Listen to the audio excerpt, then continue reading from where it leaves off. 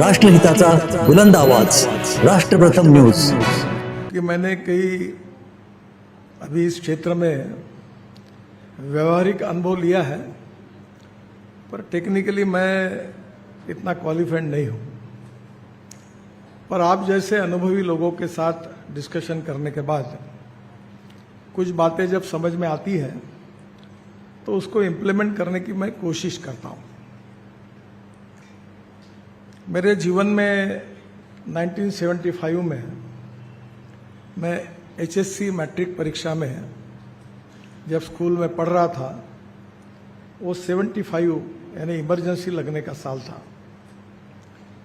स्वाभाविक रूप से मैं इमरजेंसी के खिलाफ आंदोलन करने के लिए उसी समय सरकार से लड़ाई लड़ने के लिए भूमिगत रहकर फिर ओपनली कार्य करता रहा, और उसका एक बुरा परिणाम मेरे जीवन में हुआ कि मेरे परिवार वालों की इच्छा थी कि मैं इंजीनियर बनूं, पर ये दुर्लक्ष्य करने के कारण परीक्षा तो मैंने दी और मुझे 52% मार्क मिले,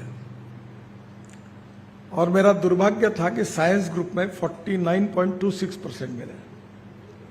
तो प्रोफेशनल कॉलेज में मिनिमम क्वालिफिकेशन 50% के ऊपर होने के कारण मैं इंजीनियरिंग के एडमिशन के लिए डिस्क्वालीफाई हुआ।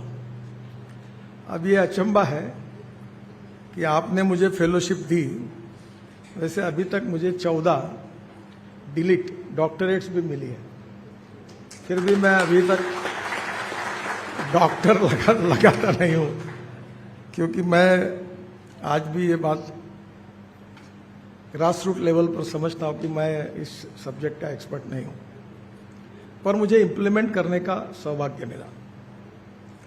Mumbai Pune express highway, Worli Bandra sea link project और 55 फ्लाईओवर्स मुंबई के, इसके कारण मुझे ये अवसर मिला। 95-2000 में शायद महालक्ष्मी में आपका एक ऑफिस है, और उसमें रायकर साहब उस समय स्ट्रक्चरल इंजीनियर थे, आपके अध्यक्ष थे।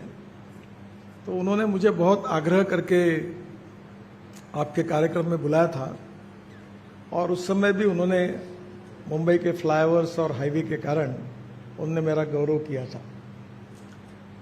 यहाँ की इंस्टीट्यूट ऑफ इंजीनियर्स में तो मैं बहुत बार आया हूँ। आज प्रवीण मसे का आपने सत्कार किया, उसके जो ग्रैंडफादर थे प्रभाकर मसे, वो बहुत अच्छे होशियार इंजीनियर थे, VNIT में लेक्चरर भी थे, और स्ट्रक्चरल इंजीनियर में उनका हाथ कोई नहीं पकड़ता था। अपने जीवन में उन्होंने बहुत प्रतिकूल परिस्थिति में, बहुत गरीब स्थिति में अपने जीवन की शुरुआत की, और बाद में एक बहुत अच्छे एक्सपर्ट इंजीनियर करके उनका नाम था। वो भी इंस्टीट्यूट ऑफ इंजीनियर्स के ऑफिस बेरर थे, और तब भी मुझे यहाँ अनेक बार आने का मौका मिला। एक बात जरूर है कि इंजीनियरिंग में लगातार काफ़ी डेवलपमेंट हो रही है। विशेष रूप से सिविल इंजीनियरिंग में जो डेवलपमेंट हुई है उसके आप सब लोग साक्षी हैं। एक बात सिखाई नहीं जाती और उसकी कहीं ना कहीं कमी है, ऐसा मुझे लगता है, और वो कमी विशेष रूप से सरकारी काम करने वाले इंजीनियर्स में ज़्यादा है। वो कमी ये है कि चल जाता है। ये चल जाता वाली बातों ने बहुत काम बिगाड़ा है। We need to reduce the cost of construction and improve the quality of construction. दुर्भाग्यवश क्वालिटी ऑफ कंस्ट्रक्शन के बारे में, बाकी तो कारण अनेक है, हम लोग भी उसके लिए जिम्मेदार हैं, पॉलिटिशियंस, मंत्री, पर इंजीनियर्स जो है उनके इंजीनियरिंग के इथिक्स के हिसाब से उन्होंने कोई भी काम क्वालिटी स्टैंडर्ड्स के नीचे नहीं होना चाहिए, ऐसा काम करना चाहिए। ये उनके इथिक्स के साथ जुड़ी हुई बात है। हमारे NHAI में हजारों इंजीनियर्स काम करते हैं, और मुझे थोड़ी गलत भी आदत है कि मैं ओपनली कोई बात होगी तो पूछने के लिए संकोच नहीं करता। तो एक बार मैंने उनको पूछा कि कहाँ से आए हो, तो IIT के बहुत लोग हैं।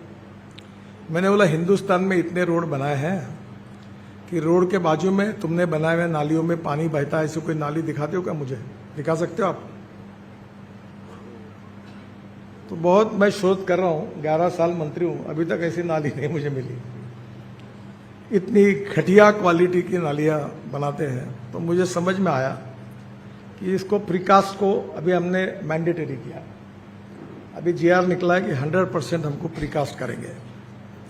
कंपाउंड वॉल, जो एक्सप्रेस हाईवे एक्सिस कंट्रोल, और ये सब आईआईटी के इंजीनियर हैं। तो मैं जब राजस्थान में हमारा जामनगर से अमृतसर हाईवे का निरीक्षण कर रहा था, तो एक कुत्ता दौड़ते हुए आया और उसने कंपाउंड वॉल से छलांग मार के रोड में घुसा। तो जहां कंपाउंड वॉल बननी थी वहां पहाड़ था।